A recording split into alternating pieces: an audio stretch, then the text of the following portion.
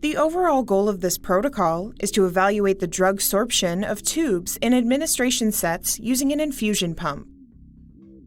This method can help answer key questions in the quality evaluation field to help develop the tubes in administration sets suitable for injectable drug formulations.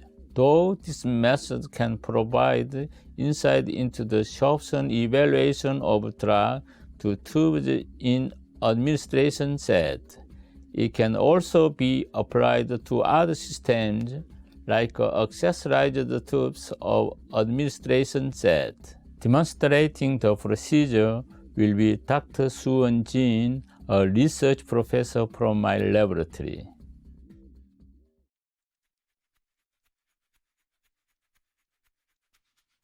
To begin this procedure, label the tube type on the end of each tube. Then, remove all detachable accessories, such as connectors and needle coverings.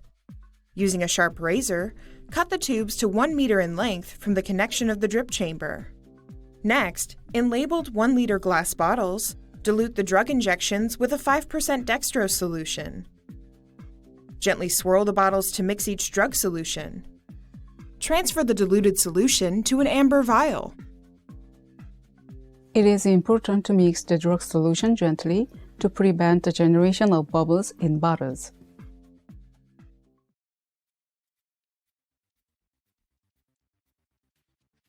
First, confirm the tube-depending flow rate using a pump, as outlined in the text protocol.